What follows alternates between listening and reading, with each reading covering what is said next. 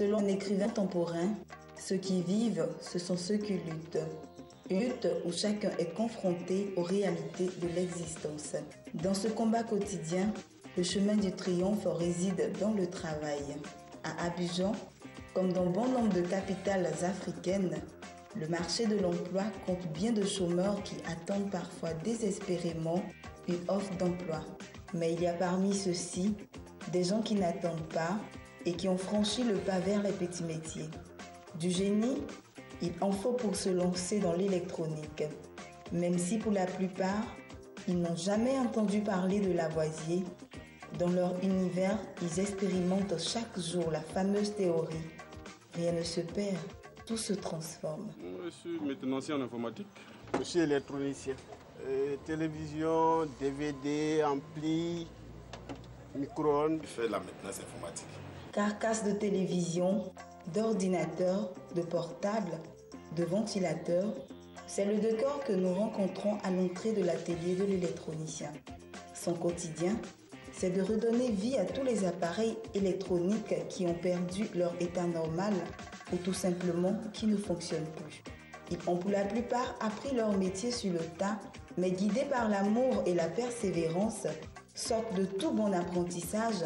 Ces passionnés de l'électronique ont accumulé plusieurs années d'expérience et qui leur vaut la satisfaction de leur clientèle. J'ai commencé l'informatique en 2002. J'ai commencé ce métier depuis 1990. J'ai commencé ce métier depuis 2005.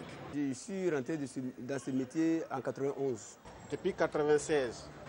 Un peu difficile au départ, mais avec des amis. Je crois que ça s'est bien passé après. Le début est toujours difficile. Mais il faut être dur, il faut être fort, quoi. J'ai à peu près fait 10 ans. 10 ans d'apprentissage. Puis l'électronique, c'est difficile à connaître, quoi. J'ai appris sur le tas. Je suis titulaire d'une maîtrise de géographie. Ce n'est pas ma formation. J'ai appris ça sur le tas. Tout début est difficile, mais dans la quête effrénée du mieux-être, les électroniciens ne perdent pas espoir et mettent tout en œuvre pour atteindre leur but, c'est-à-dire se trouver un local et pratiquer leur métier dans de bonnes conditions afin d'atteindre un bon résultat. Dobitra, le grand frère, il m'a appelé, j'étais sur la cité de Mermoz. Il m'a dit qu'il va ouvrir un nouveau magasin. Seulement, ce n'est pas ce local où nous sommes là. Il a besoin que je vienne travailler avec lui, puisque souvent il a des clients qui viennent demander s'il peut arranger les ordinateurs. C'est ainsi que j'ai commencé à travailler avec lui. Avec mes petites économies, j'ai vu des tontons, des clients qui venaient au magasin, ils m'ont aidé à m'installer. D'abord, c'était un petit coin. C'était un petit coin au quartier ici. Et les clients venaient et tout. Bon, comme je travaille un peu bien, ils apprécient ce que je fais. Donc ils m'ont soutenu, ils m'ont essayé de m'aider. Et ensuite, c'est comme ça. J'avais un petit coin au départ, j'étais un peu dans le quartier au fond. Et avec le temps, en 2000, j'ai rencontré un vieux père qui m'a beaucoup aidé. Monsieur Sinom, il a ouvert un petit coin à côté de son magasin. Il m'a donné une petite place. Et c'est là que j'ai commencé à travailler. Pour la maintenance informatique, si vous avez déjà la notion, ce n'est pas compliqué. C'est d'acheter un peu le matériel.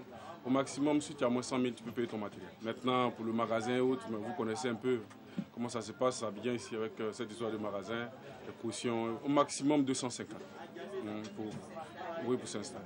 Si travailler a toujours été une peine, un chagrin, la grandeur de ces artisans est de trouver dans cette obligation même les moyens d'un accomplissement personnel et l'occasion d'une joie. Mais dans leur acharnement au travail, ils sont confrontés à des difficultés énormes qui peuvent même mettre fin à leur métier. Les clients, quand ils viennent, souvent ils déposent des appareils, ils disent bon, repas, ce qui fait que souvent notre magasin est rempli. On repart, par exemple, les clients ne viennent pas chercher, les appareils restent là. Ça peut faire 1 an, 6 mois. 1 an, souvent après, le client revient, mon appareil. Pourtant, l'appareil qui est là, quand ça ne joue pas, ça se gâte, ça se dégrade avec le temps. Les clients viennent, ils ne comprennent pas. Dis-moi, j'ai déposé mon appareil, c'est encore nouveau. Et il oublie qu'il a déposé là, c'est 1 an après, il vient chercher. Tu peux te déposer un matériel, tu lui fais une facture, Il dit ok, j'ai compris. Et il te dit non, que j'ai compris. Et puis 2 ou 3 jours, il ne revient plus. Tu prends son numéro, tu l'appelles. Bon, j'arrive, le matériel peut faire près d'1 an avec toi. Et ça s'accumule comme ça, il n'est pas le seul, il y a plusieurs clients qui font la même chose. Ça s'accumule dans ton magasin, tu les appelles, ok, bon, je vais venir. Dès que tu jettes le matériel ou bien tu prends le matériel pour mettre en magasin, le même jour qu'il vient, puis il te réclame. Si tu ne retrouves pas son matériel, ça devient des discours, ça se termine à la gendarmerie, à la police. C'est le côté informel même de notre métier qui fait que non, on a des difficultés.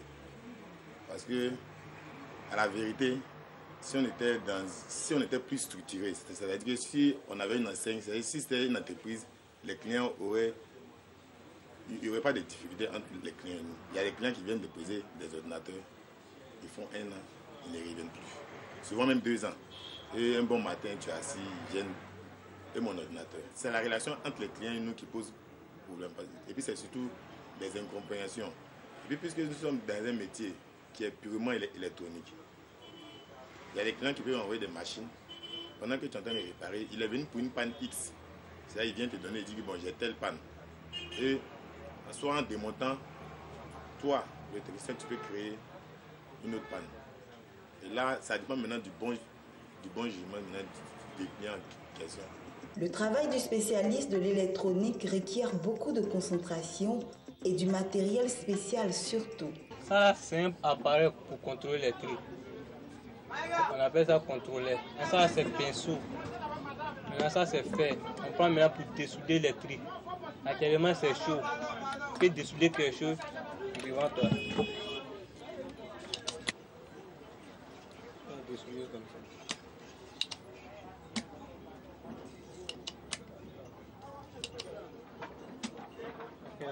Il est vrai que le revenu des électroniciens n'est pas fixe, mais ils arrivent tant bien que mal à subvenir à leurs besoins et à ceux de leur petite famille. Il y a des jours où on gagne et il y a des jours non. Mais si on gagne, il y a des jours qu'on gagne, on peut avoir au moins 20, 25 à 30 000. Ce que je gagne, ça permet à subvenir à mes besoins. Je paye le magasin, je paye où je dors. Au moins par semaine, si ça marchait, quoi, on peut avoir 15 000 francs. On peut avoir 15 000. Mais pas tout le temps aussi. Par semaine, on peut avoir quelques occasions, quoi. Vous pouvez gagner 15 000 francs. C'est pas tout le temps. Je peux dire la fourchette entre 30 000, 40 000, 30 à 50 000. Quand ça marche, franchement, quand ça marche ici, on peut sortir avec 40 000 par jour. Ils sont aidés dans leurs tâches par des jeunes désireux d'embrasser ce métier et communément appelés apprentis, qu'ils forment avec beaucoup de patience et de rigueur afin de les amener à pouvoir les seconder dans les travaux ou en leur absence. Je suis apprenti, je n'ai pas de télévision. Mon patron aussi se comporte bien vers moi, donc ça va. J'ai commencé à apprendre ce métier depuis 2006. Jusqu'à maintenant, je peux réparer les DVD, les mini-chaînes. Et puis un peu les télés, quoi. Les relations avec mon patron sont bonnes. Si mon patron n'est pas là, je peux gérer la télé parce que je peux prendre un exemple. Il avait voyagé, il a fait 2 semaines au pays et il m'a laissé la charge du magasin. Et j'ai pu gérer le magasin à son absence. Je suis le deuxième après le patron. On a un patron vraiment pas comme les autres, un bon patron, très gentil.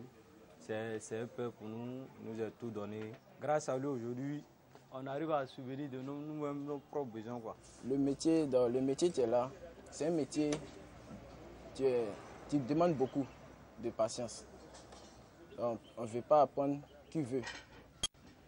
Mais c'est un métier qui demande le cœur. Et au fur et à mesure que la technologie change, on apprend encore sur ce métier.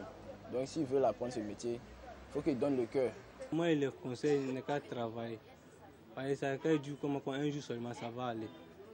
Il les conseille seulement n'est qu'à travailler. En tout cas, c'est dur, nous tous on sait que c'est dur, mais nous on vient quand même venir travailler pour connaître quelque chose demain, quoi. Dans leur grande majorité, ils ont su faire montre d'autant de qualités dont la plus indispensable pour réussir dans ce métier reste bien la culture de l'innovation, si cela peut conduire à l'invention. Non, ils n'ont rien inventé, mais la fierté de l'ouvrage bien fait récompense ces travailleurs. Il y a dans le labeur où ces ouvriers s'engagent tout entier une part de la création qui est noble, qui est exaltante. La satisfaction d'avoir imposé une marque à la matière inerte, d'avoir participé à un jeu divin. Leur atelier pourrait être assimilé à une salle d'intervention chirurgicale. Les patients, ce sont ces appareils qui refusent de mourir et qui sont conduits dans ces lieux par leurs propriétaires. Mais comme au sortir d'une salle de chirurgie, le verdict obéit toujours à deux cas de figure. Soit on a des appareils qui reprennent le chemin de la maison pour retrouver leur place dans les différents foyers, soit ils terminent leur course dans les débris de carcasses. C'est cela le métier d'électronicien, comme bien d'autres espèrent participer à la renaissance du secteur artisanal ivoirien.